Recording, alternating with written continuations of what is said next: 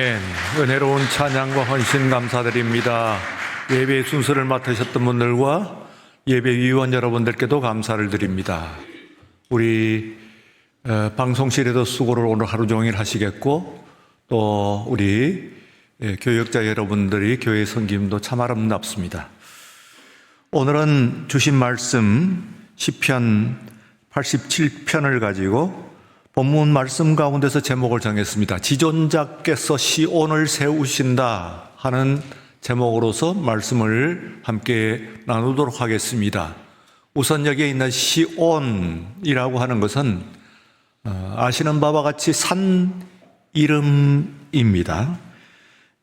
이 산은 예루살렘 기드론 골짜기와 중앙 골짜기 라고 하는 두 개의 골짜기가 만나는 지점에 있는 한 언덕의 이름입니다.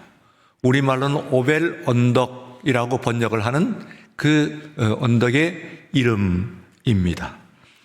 그곳은 이 이스라엘 사람들이 그 가나안을 점령을 하는 가운데서 오랫동안 점령하지 못했던 곳입니다. 곧 여호수아를 앞세우고 점령을 했을 때에 점령하지 못했던 곳이라고 할 수가 있습니다. 그 후에 다윗이 이 땅을 비로소 점령을 하니까 말하자면 한 500년쯤 지난 이후에야 비로소 그 땅을 점령하게 되었다 하는 겁니다. 왜 그러냐 하면은 한 가지 이유 때문이라고도 볼 수가 있습니다. 그것은 이 땅이 상당히 높은 지형입니다. 주변 지역도 높지만은 그러나 특별히 그 주변에 있는 다른 지형들보다도 높은 그런 지형입니다. 약 한 250m 내지는 300m 정도가 높으니까 상당히 높은 지역에 있는 곳이니까 그야말로 점령하기가 그렇게 쉽지 않은 곳이었다. 그래서 오랫동안 수백 년 동안 그것을 점령하지 못하고 있다가 마침내 다윗 왕 때에 이르러서야 그것을 점령을 하게 되는데, 이때부터 말하자면 우리들이 사람 팔자 시간 문제다 그런 이야기를 하면서 함께 땅 팔자도 시간 문제다 그런 표현들을 합니다. 마찬가지로 오늘 이 시온이라고 하는 곳에 대해서 말하자면 땅의 히스토리, 이 역사에 대해서 앞으로의 운명에 대해서 좀 우리가 생각을 해보고자 합니다. 이때 이 점령하기 전까지는 여부스 사람이라고 하는 사람들이 그곳에 점령을 하고 있었어요. 그런데 이곳에서 다윗이 그곳을 점령을 하고 난 이후에 아직까지 예루살렘에 편입은 되지 못했습니다. 예루살렘 외곽이죠. 예루살렘 북쪽에 이어지는 그런 언덕인데, 다윗이 이곳에다가 나중에 아주 중요한 한 가지 일을 하게 됩니다. 그것은 이거 오랫동안 적진에게 뺏겼다가 또 오랫동안 그 초야에 묻혀 있던 또 그 개인의 집에 있던 하나님의 하나님의 교회의 기구한 운명이죠. 적진에다가 뺏겼다가 초야에 묻혔다가 또 한 개인의 집에 들어갔다가 하는 이 하나님의 궤를 드디어 예루살렘으로 모시게 되는데, 이때의 예루살렘 성에서도 바로 이 북쪽에 점령한 이 시온 언덕 위에다가 이것을 모시게 되는 것입니다.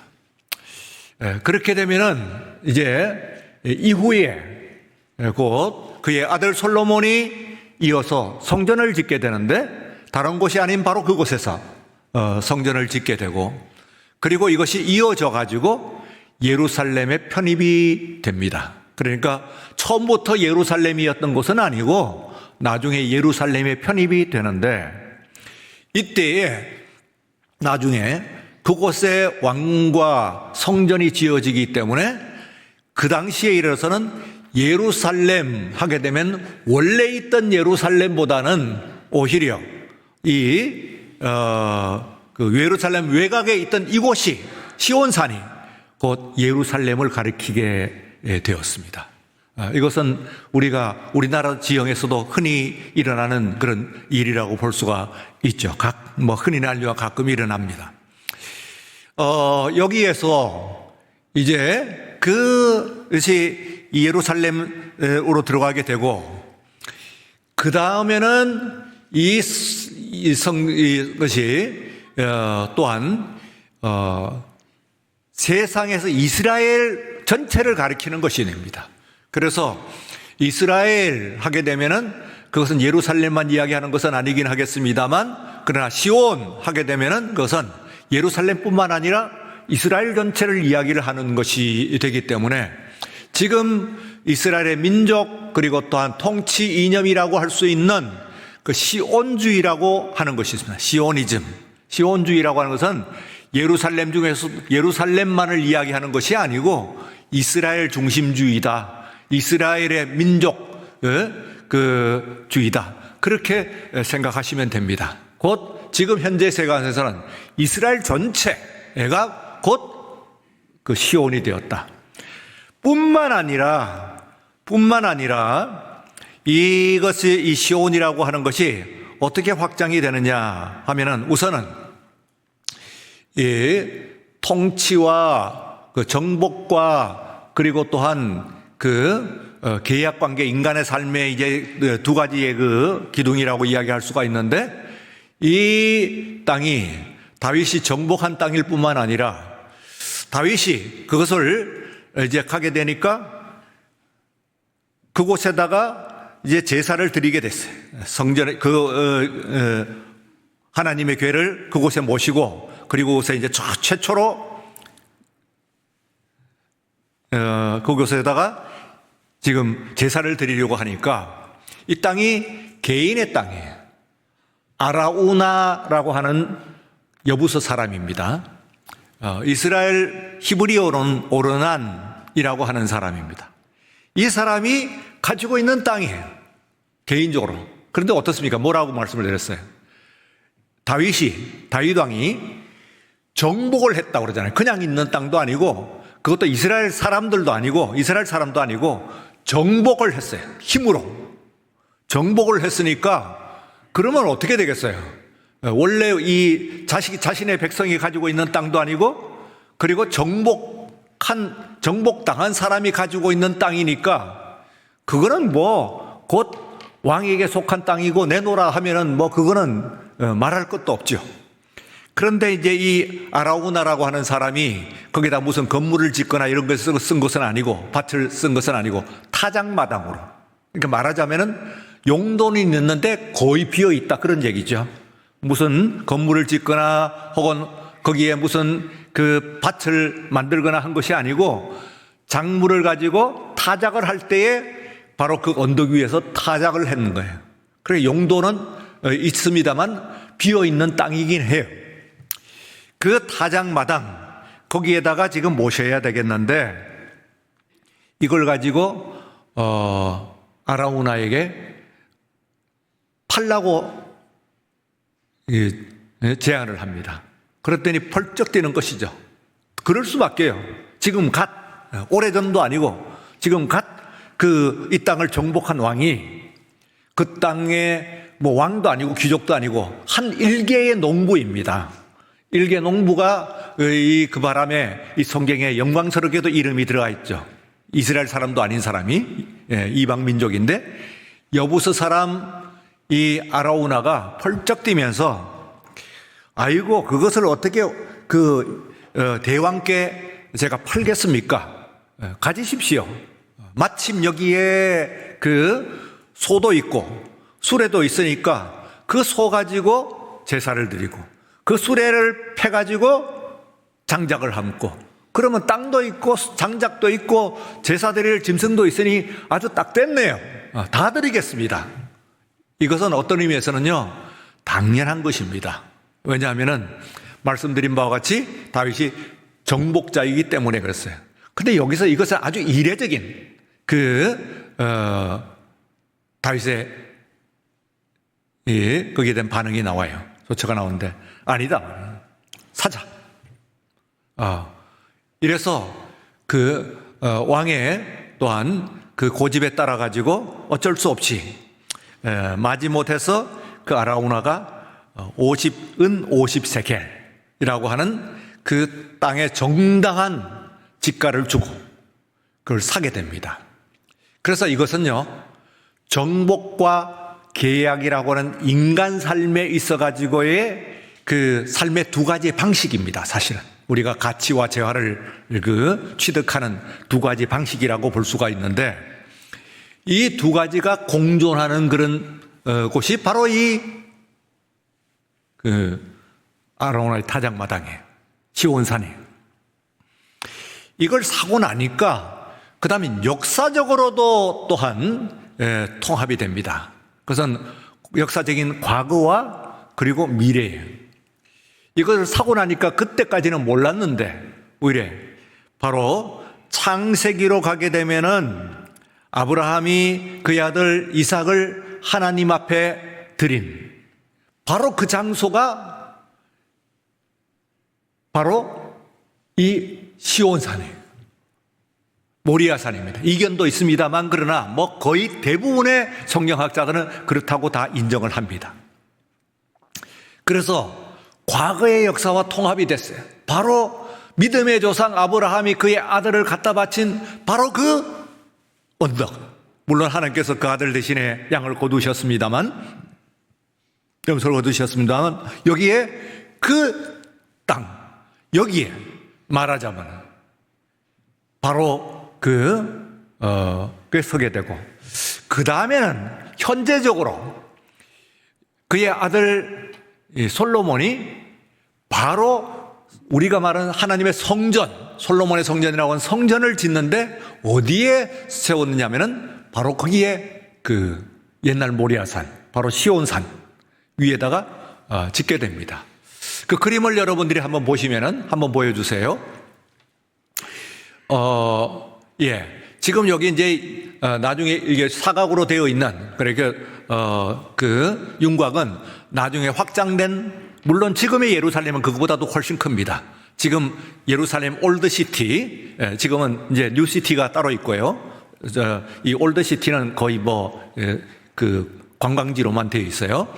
그런데 이것도 확장된 모습이고, 오른쪽에 여러분 아래쪽에 보시면은 검은 선으로 이렇게 쳐져 있는 곳이 있습니다. 거기에 보게 되면은 아래쪽이 이 다윗성, 그 다윗이 성을 건축한 데고, 그 다음에 이제 확장돼 가지고 위에 있는 시온 언덕이 위쪽입니다.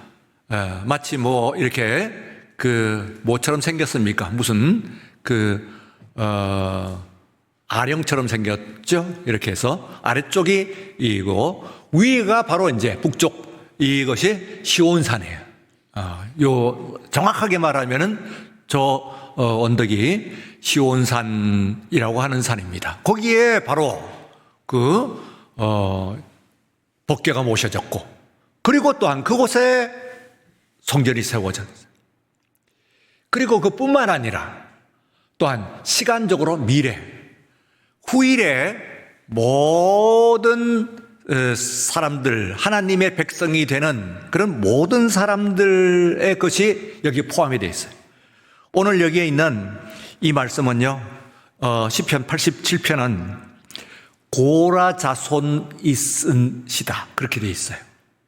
여러분들이 위에 이제 제목에 보겠습니다. 이 고라도 아니고 고라 자손입니다. 근데 고라 자손들이 여러 명일 것 아니겠어요? 그런데 누가 써도 그건 고라 자손이에요. 왜 이럴까요? 조금 특별한 이름이죠. 그것은 이유가 있습니다. 모세가 이스라엘 백성들을 이끌고 광야를 지나는 동안에 있어서 최대의 난관은 고라라고 하는 사람이 일으킨 반역이었어요. 이 반역이 어느 정도였느냐 하면은 모세가 고립이 될 정도였습니다. 대부분의 이스라엘 백성들이 고라 편이었고 대부분의 이스라엘의 장로들이 고라 편이었어요. 그러면 고립이 맞죠. 그러니까 모세의 신앙과 인격에 대한 의심과 그의 지도력에 대한 도전을 받은 가장 가장 최대의 위기라고 할 수 있어요. 형세로 보게 되면 이미 모든 것들을 다 권위와 권세를 다 빼앗긴 그런 상태예요. 그런데 하나님께서 이제 이 모세와 그리고 또한 뭐 압도적인 다수라고 할 수 있는 그런 그래서 지도자들 있으니까 모세를 따르는 지도자는 몇 안 되죠. 아론과 미리암과 그리고 뭐 좀 몇 저쪽에는 쫙 섰습니다. 많은 지도자들, 백성의 지도자들이 고라를 따르는 무리들이 섰어요. 이때 하나님께서 땅을 가르시고 그리고 그 안에 불타는 그 땅 아래로 다 쓸어넣어 버렸어요. 고라 족속들을, 그 따르는 모르는 사람들을 다 쓸어냈어요. 고라의 일족들 가운데서 모든 어른들이 다 쓰러지고 쓸어 담아지고, 그리고는 뭐만 남았느냐 하면은 고라의 아이들, 그 집안의 어린 아이들만 남았어요. 그런데 이 아이들의 말하자면 참 그 기구한 운명입니다. 이 아이들을 모세가 이스라엘의 품으로 거두게 됩니다. 반역자의 자손들을. 그리고는 이 아이들이 이제 뭘 하게 되느냐 하면은 그때부터 성전에 종사를 해요. 성막에. 그러면 이 아이들이 그때는 어머니, 엄마, 아빠를 잃고 그리고 있지만은 이스라엘의 품으로 거두고 그리고 신앙으로 양육을 하고 성전을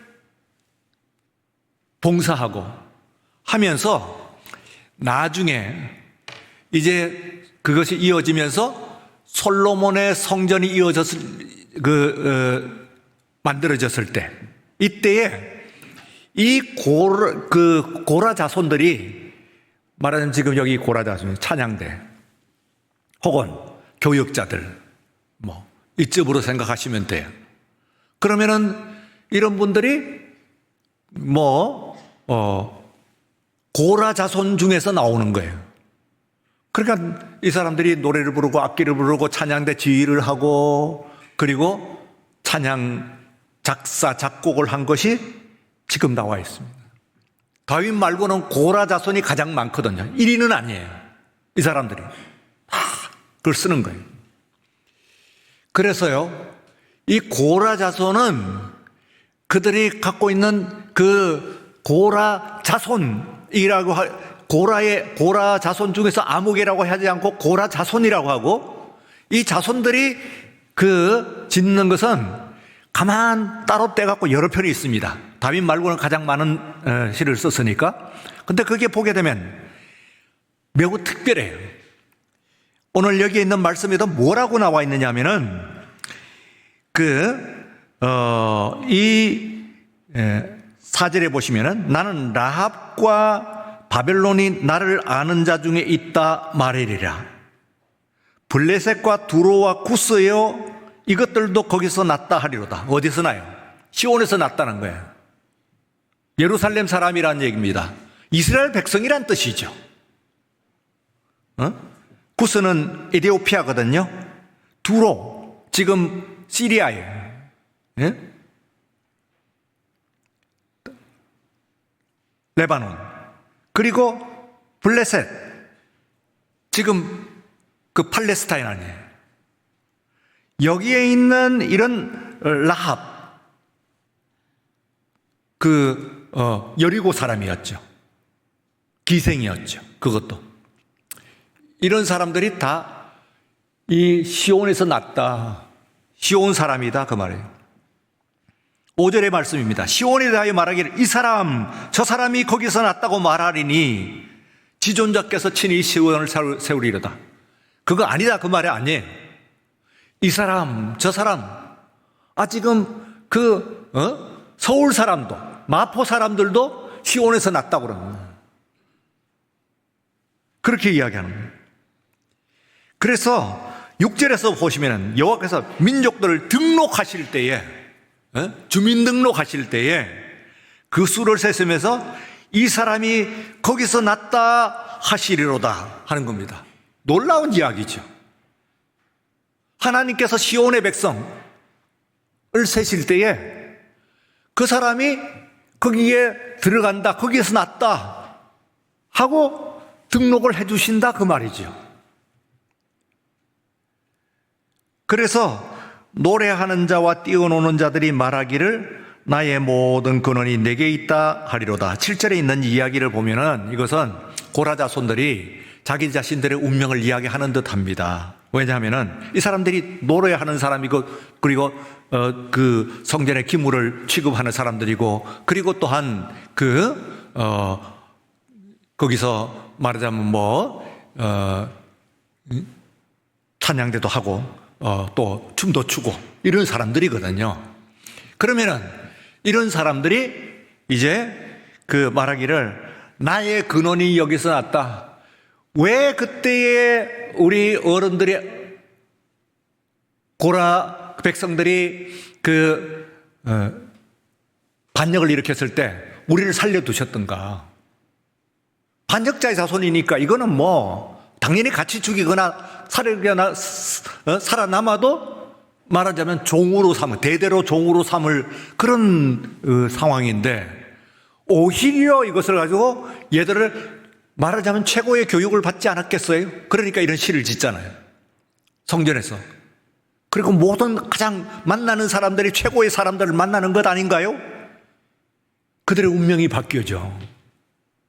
오늘 있어서 가장 존귀한 그런 그 일을, 물론 제사장 같지는 않습니다. 아론 자손들의 제사장 같지는 않습니다. 그 외에 성전에 필요한 모든 일들을 다 하는 그런 사람들입니다. 그래서 이것이 말하자면 상당히 확장이 되었다. 그렇게 말씀을 드릴 수가 있습니다. 나아가서는요, 시간적으로 보게 되면은, 공간적으로도 있고 시간적으로는 나중에 우리가 새 예루살렘, 하나님의 도성, 새 하늘과 새 땅, 이것 다 말하자면 미래에 우리가 다 함께 거할 그 땅이 시온이에요, 여러분들. 그럼 우리가 예루살렘, 지형적으로 예루살렘에 가서 가는 거냐? 그건 아니지만 시온에 거하는 거예요. 우리들이 다 시온 백성들이다. 여러분들이 다 시온 백성들이다. 그런 이야기입니다. 그래서 여기서 하나님께서 절대자가 지존자라는 것은 절대라고 하는 지존자, 가장 존귀한 절대자께서 시온을 세우신다. 여러분, 우리가 이 세상에서 하나님께서 계신다고 하는 것은요, 하나님께서 절대자가 되시는 것은 세상에 있는 절대를 상대화하는 겁니다. 그러니까 하나님은 이 세상을 비종교화해요. 여호와 하나님은. 그게 우상타파입니다. 세상에 있는 모든 사람들이 이신저신 섬기고 온갖 것들이 시간도 내 만나는 운명도 신이고 모든 것들이 다 신이에요. 모든 것들이 다 신. 근데 하나님을 만나면은 우리 하나님은 모든 것들이 상대화되어 버려요. 가장 왕이나 혹은 어떤 절대적인 어떤 철학이나 이념이나 권세나 어떤 것들도 상대화돼요. 심지어는 가장 뭡니까? 인간이 보편적으로 이야기하는 하늘의 태양, 태양. 이 하늘도 하나님이 지으신 것이고 저 태양도 하나님이 지으신 거예요. 상대화되는 거예요. 그런데 하나님은 모든 건 모든 해와 그리고 또한 골짜기도 그리고 또한 별들도 모두 하나님이 지으신 것이다 하면은 뭡니까? 피조된 것이거든요. 거기다가 피조된 것의 왕관으로서 인간을 세우셨다, 사람을 지으셨다고 하니까, 그러면은 인간의 존귀한 가치에 비하면은 저 태양도 하늘의 뭇별들도 우리가 거기에 인간의 존귀함에 비치지 못해. 이것은 놀라운 그런 상대합니다. 그래서 하나님께서 하시는 것은 하나님을 높이 세우는 것만이 아니고 다른 높이 세우는 것을 다 상대화해버려요. 그래서 제1절이 다른 신은 없다. 나 외에 다른 신은 없다. 그게 제 1절입니다. 뿐만 아니라 우리가 가지고 있는 모든 가치들 있잖아요. 여러분들이 보통 얘기할 때 윤리적 가치, 윤리적 절대 가치와 그리고 인식적 절대 가치, 뭐 이렇게 이야기하는. 윤리적 절대 가치, 이 세상에서 이것은 옳다 하는 것이 상대화돼요. 남자는 밭에서 일한다고 해가지고 남이라고 그럽니다. 밭전자에다가 밑에다가 힘력자를 넣어서 밭에 일하는 것이고, 그리고는 여자는 집안에서 고하고 있는 모습으로 나타나요. 그것은 우리 민족, 멀리 가지 않아도 우리 민족만 하더라도 지나간 500년 동안 절대적인 가치였어요. 진리였어요. 기독교가 이 땅에 135년 전에 와서 그것을 타파했습니다. 누가 타파했나요? 500년 동안, 아니 그 이상 경고에 있던 것을 기독교가 타파했습니다. 그래서 지금 여성 여러분들이 지금 여기 계신 겁니다. 그것을 위시해서 인간이 가지고 있는 또 인식적 절대가 뭡니까? 백인들이 그렇게 생각을 했어요. 백인이 위에 있고 황인은 그보단 덜 된 것이고 흑인은 아주 밑바닥, 그 밑에 원숭이가 있다고 생각을 했죠. 그러나 하나님께서는 그 모든 것을 상대화해버려요. 사랑은 그것을 뛰어넘는 것이라고 볼 수 있죠. 솔로몬 왕이요, 우리가 이제 아가서라고 해요. 아가서라는 것은 아가 하는 말은 아름다운 노래라는 뜻인데, 영어로는 Song of Song, 그러니까 노래 중에 노래다 하는 이름을 갖고 있는 아가서입니다. 그런데 이 솔로몬 왕의 사랑의 대상이 술람미 여인이라고 하는 거예요. 평민이에요. 평민은 조그만 규모가 크지 않는 조그만 포도원직이에요. 그런데 솔로몬에는 수많은 여인들이 있잖아요. 처첩이 1000명이잖아요. 솔로몬이. 그런데 이 여인과의 사랑의 미로가 우리 성경에 지금 나와 있습니다. 어느 누구든. 내 얼굴이 그렇게 검다고 하지만은, 그러나 그것이 절대적인 것이 아니에요. 그러니까 우리가 지금 여기서 여러분들이 이 땅에서 미인이라고 하는 사람이 천국에서 미인이 아닙니다.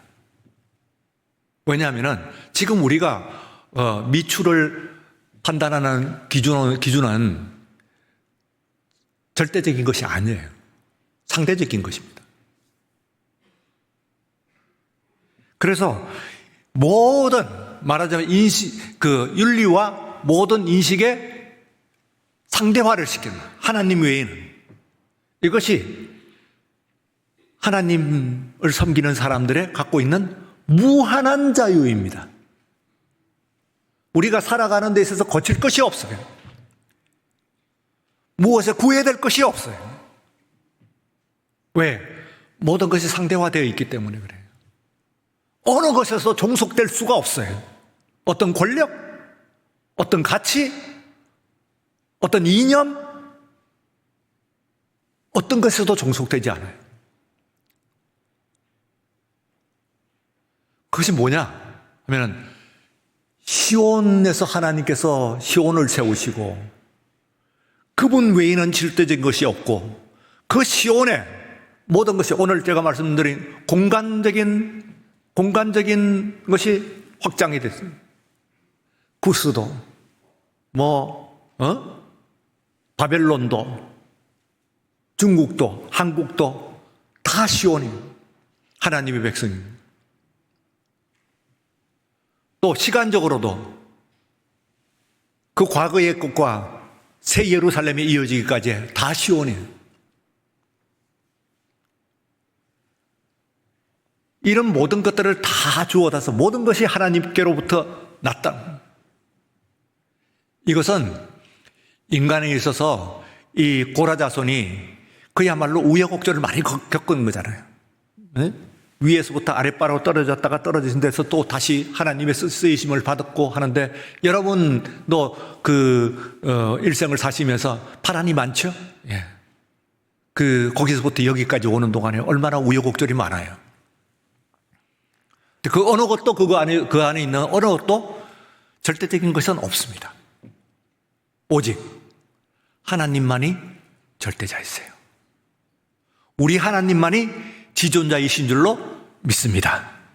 그러니까 모든 것들은 얕보라는 뜻은 아니에요. 업신여기라는 뜻은 아닙니다. 그러나 업신여기지 말고 존중은 해야 되지. 이 세상에 있는 모든 것들을 존중하고 모든 존재들도 다른 사람, 그런데 상대화되어야 존중하죠. 상대화되지 않고 사람이 예를 들어서 사람도 어떻게 존중하면 거기에 팍 엎드려 가지고는 절대 복종하거나 아니면은 얕보고 그리고 핍박하거나 둘 중에 하나의 방식으로 나가요. 사람들이 그렇게 익숙해 있어요. 그런데 하나님을 지존자로 삼으면은 다른 사람들을 리스펙트해, 존경하는 거예요. 응?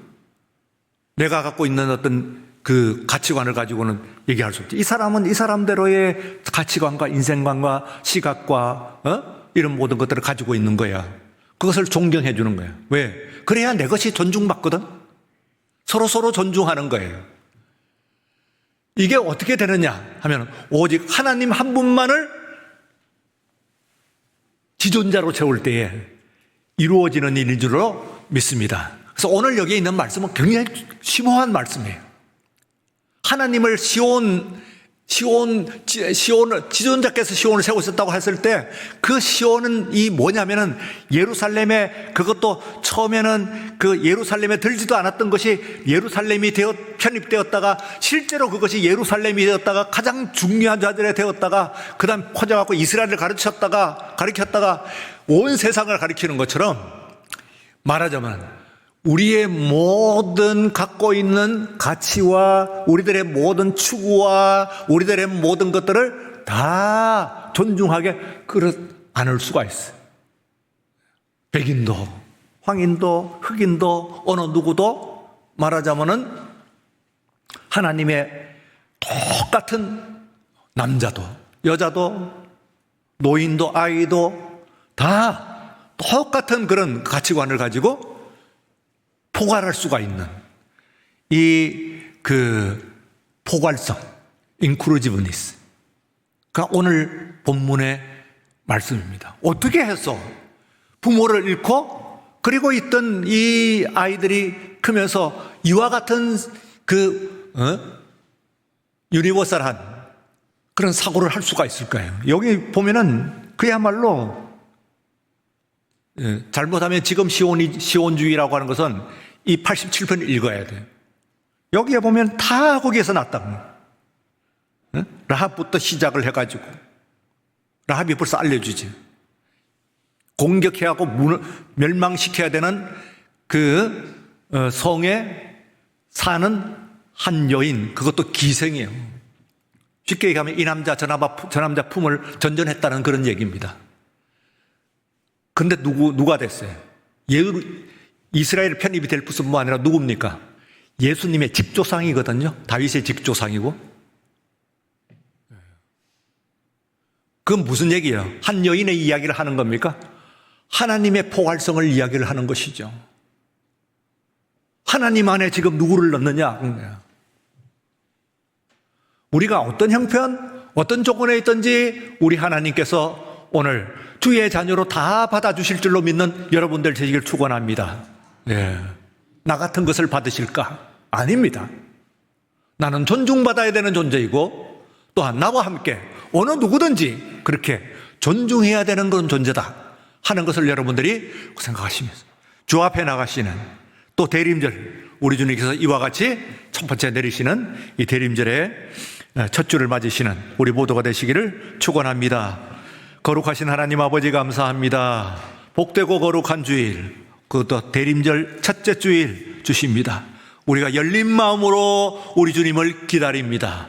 온 세상의 통치자로 지존자로 오시는 우리 주님 기다립니다.